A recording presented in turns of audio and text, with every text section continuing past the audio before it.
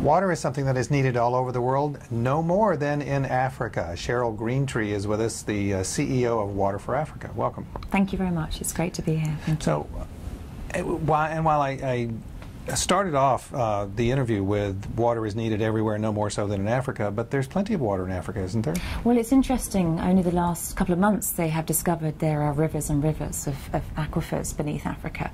The biggest challenge is getting access to it, and the next biggest challenge is actually, once we gain access to it, is how do we sustain the supply to the local communities.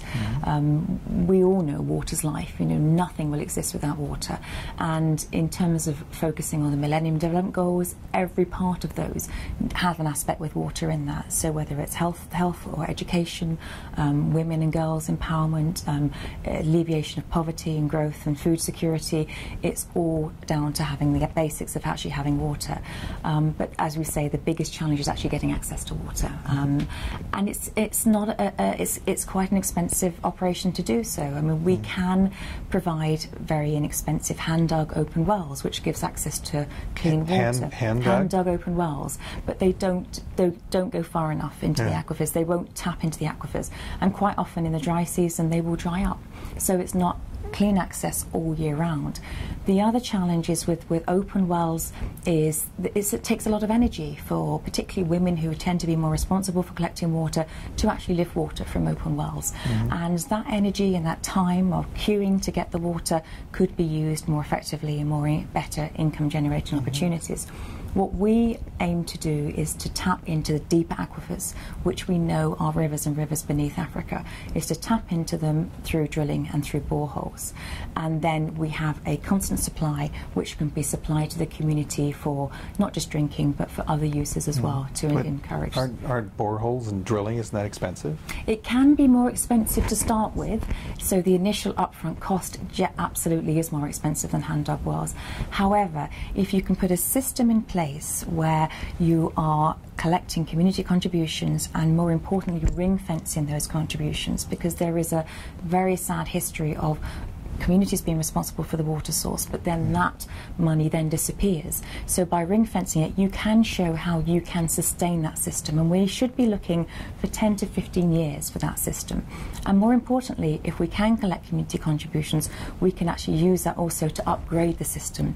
And once you've drilled and tapped into a borehole, it's so much more simpler to upgrade that system. So you could have solar panels, you can have you know, irrigation and pumps and water tanks from that particular borehole. So whilst it may seem a higher, you know, initial investment, long term the benefits for the community are certainly worthwhile in terms of financial stability for the community. Tell us about the organization itself, Water for Africa. Well, it was started by chance. I had a corporate background. I worked in the veterinary industry in the UK for big companies, blue chip companies, at board level. But it was a chance meeting through a mutual friend where I met an African gentleman who had actually worked for Oxfam for 18 years, and he'd had a Gambian and British nationality, dual nationality, and who effectively said, my people are dying. There's water beneath the ground in Africa, and where he was at the time, there was only one drilling rig owned by the country, by the government, and it was broken. So the biggest challenge is actually getting access to it. And I personally had just, maybe a good or bad thing, but I'd just gone through a divorce, and when my divorce settlement came in, it was a question of, why do I buy a bigger house or do I buy a drilling rig? So I decided to try to buy a drilling rig. That's not the first question that I would have thought. No, no, it's I know it's not conventional, but I just felt that his story resonated with me, and on a personal level it was always my hope and dream when my children were growing up to be able to do some work in a developing country and to get back into vocational work. So to have the opportunity to do it now was wonderful, and I felt that with my business background and my corporate skills, I could look at a very frugal and effective, you know, business model, certainly in terms of spending and focusing any resources we had. And to start with, we supported the organisation ourselves for the first 3 years. There was myself and another trustee, and we built the infrastructure, so all of the capital equipment and everything was put in place. Also, it's an opportunity for us to teach Africans skills. So when we bought the drilling rig from a fantastic organisation called Pat Drill, they sent over their team of specialists to train our team. So we were training and equipping African people with skills. And in fact, recently, the last year, we've started training women as well to become drillers. And whilst it's a traditional male vocation, we've got a team of women as well who are doing absolutely marvellously. So when we came in, one, I believed that the business model could be very different and we could be effective. And I didn't want to become a registered charity or registered NGO until I knew I could deliver what we could, what we promised to our donors.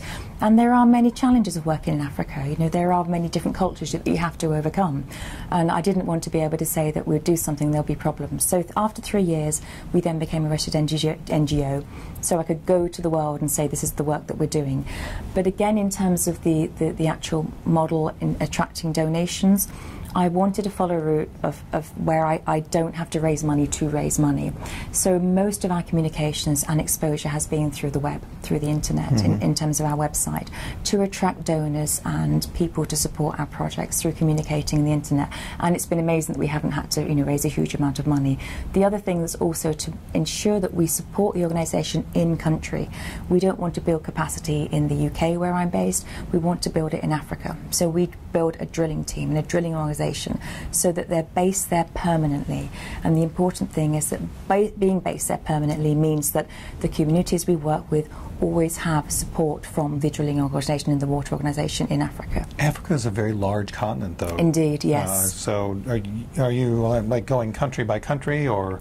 We started with the Gambia, and I felt Gambians are a super country that's quite small. I certainly want to solve Gambia and won't leave Gambia, so it's not as if I want to move our team from country to country.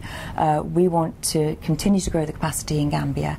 Our commitment with CGI is to work next year, once we obtain funding, is to move the same model into Uganda.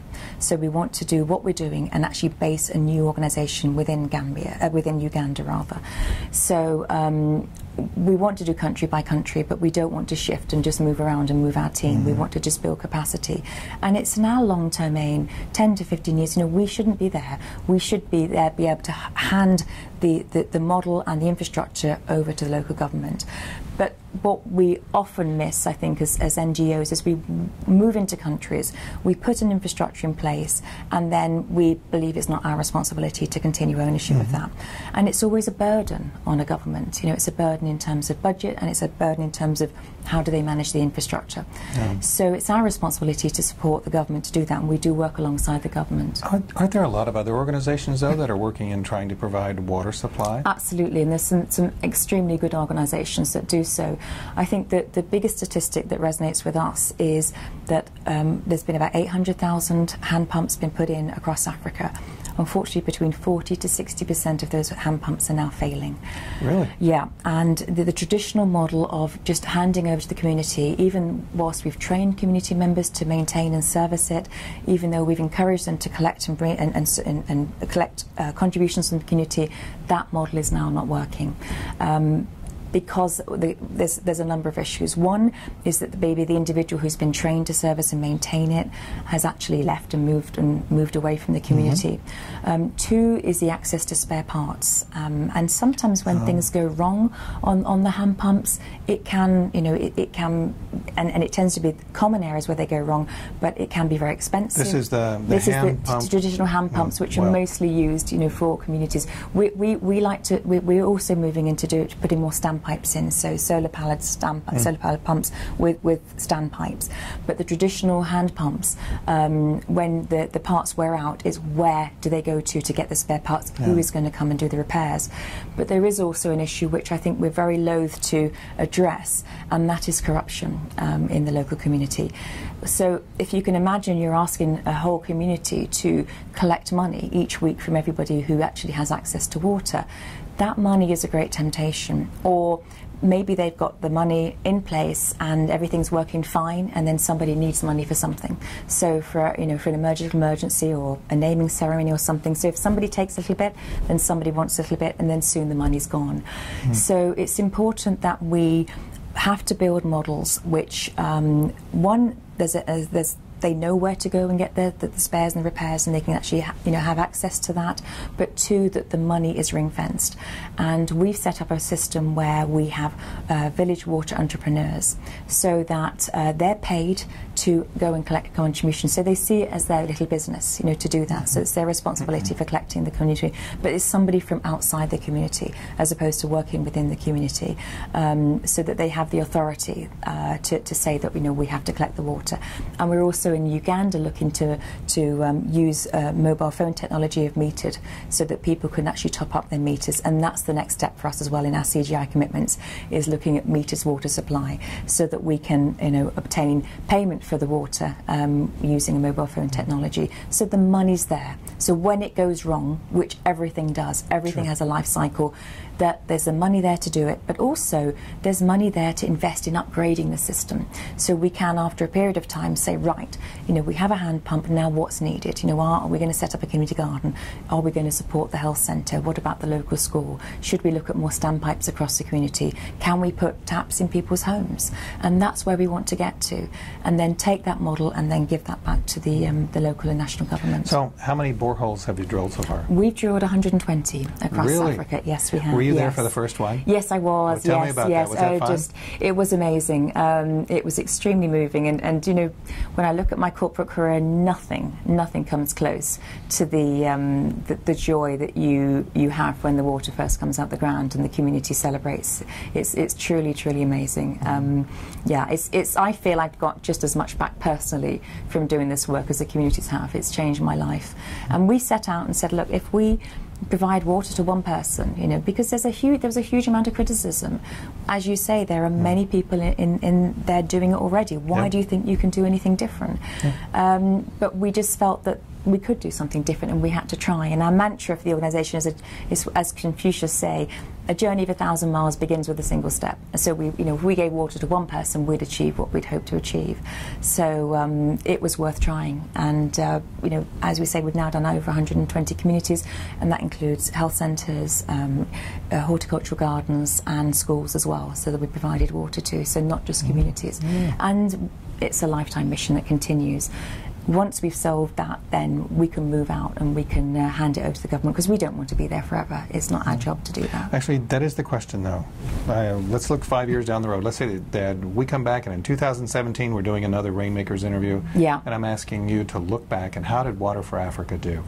Well, it depends on how much awareness we can draw to our work. I know we can offer donors and potential donors a huge amount of benefits in any way, in terms of sustainability, but also in terms of budgets. We know that we can do things very effectively financially. So in 5 years' time, if I was here today, I would love to say, great, we have trebled. We have bought 10 more rigs. We've taken water right across the Gambia. We've moved into Uganda, and we have set up, and our drillers have trained drillers in Uganda, so that we've got drilling rigs there as well. And and it is dependent on funding. If we had the funding, then we would love to be able to move into other African countries to set up the same model. So that would be our dream, definitely. Thank you for being on Rainmakers. It's been a pleasure. Thank you so much for your time. Thank you. It's Water for Africa. We'll see you right here next time.